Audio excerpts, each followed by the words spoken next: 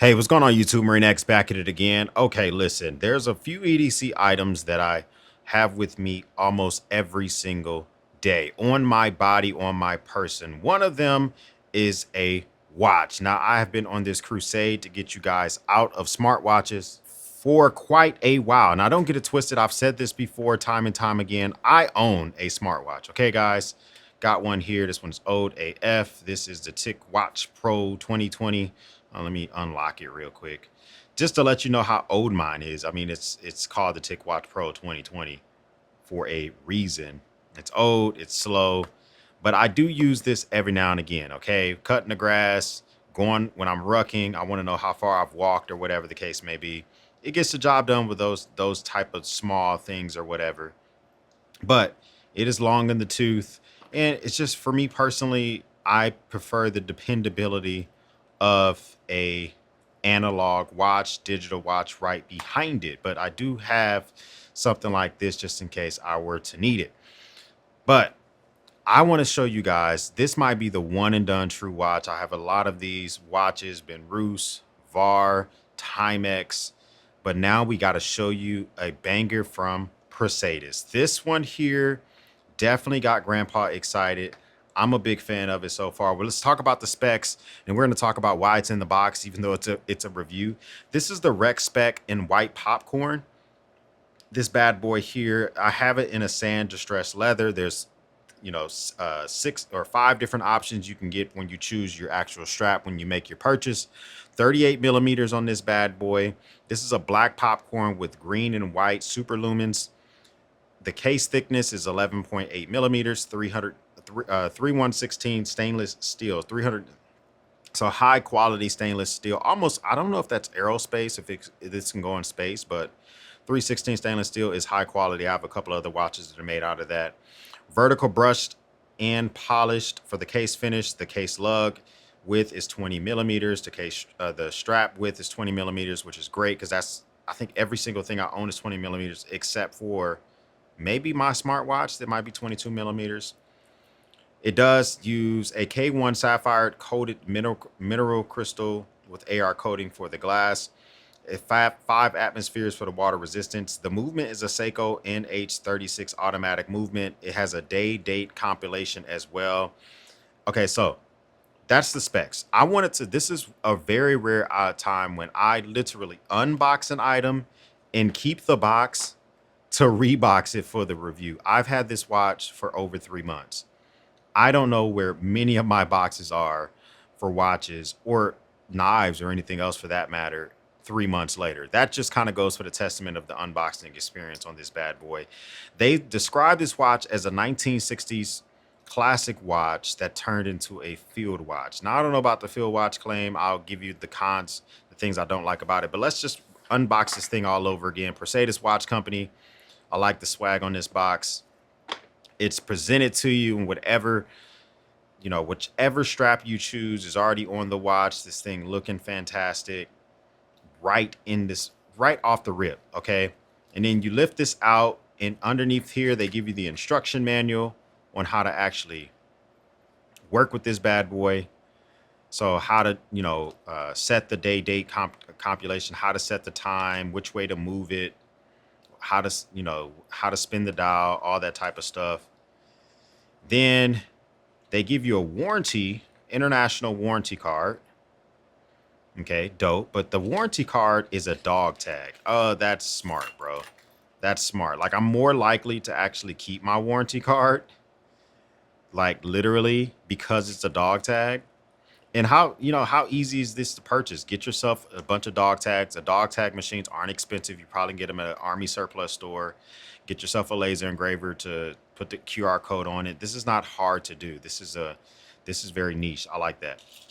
Then I also got an additional strap. You don't get a second strap when you order this. So that's one con. I know a lot of their competitors are giving you 2 straps when you make these purchases. You get all of this, and this thing is going to cost you a little bit under $300. So I have a few comparisons. It's $295 as it stands right now. If you get the drop, it doesn't matter which It doesn't matter which strap that you choose, except for the actual bracelet. That makes it 355. Everything else is 295. So for me personally, I would choose a leather strap because I wouldn't get a vulcanized rubber strap, you know, and spend $295 if I could also. But the vulcanized rubber is really nice.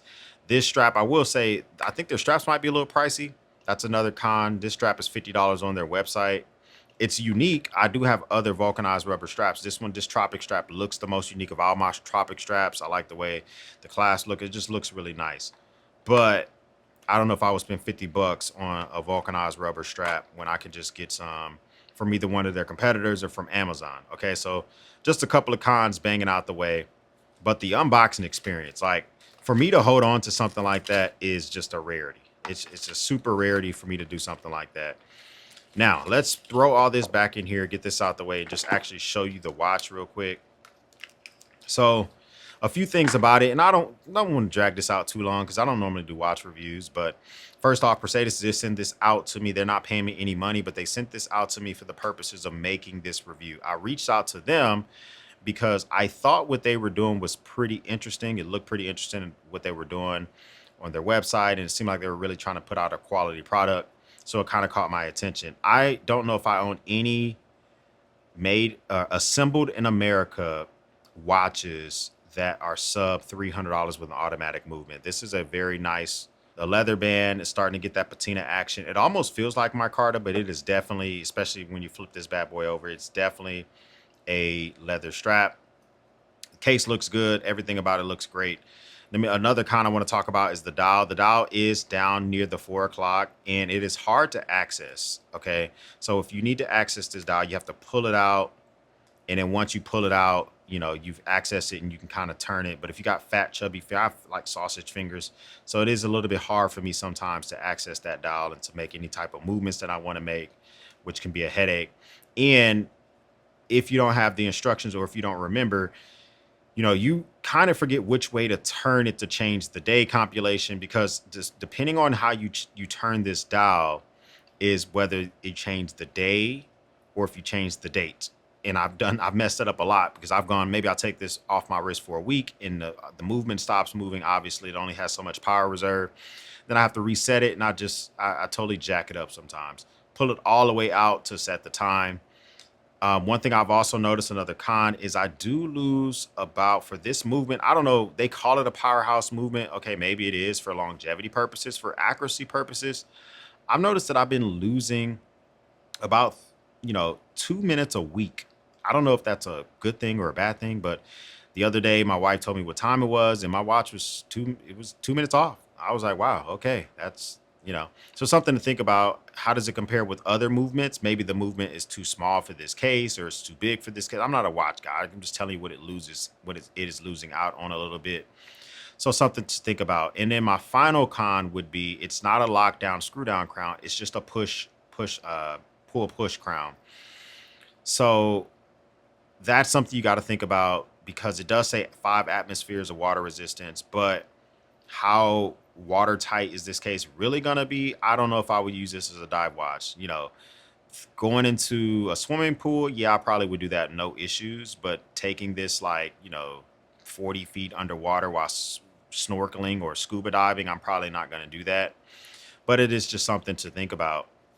Now, I don't have a way to measure my wrist because I don't have one of those little crazy looking measure things, but I can just tell you my wrist is about, we'll call it 55 millimeters in width, and then we'll say 33 millimeters on the side. So if your wrist is about the same size, then you kind of see what this 38 millimeter is going to look like on your wrist. Let me just show you what it looks like on me real quick.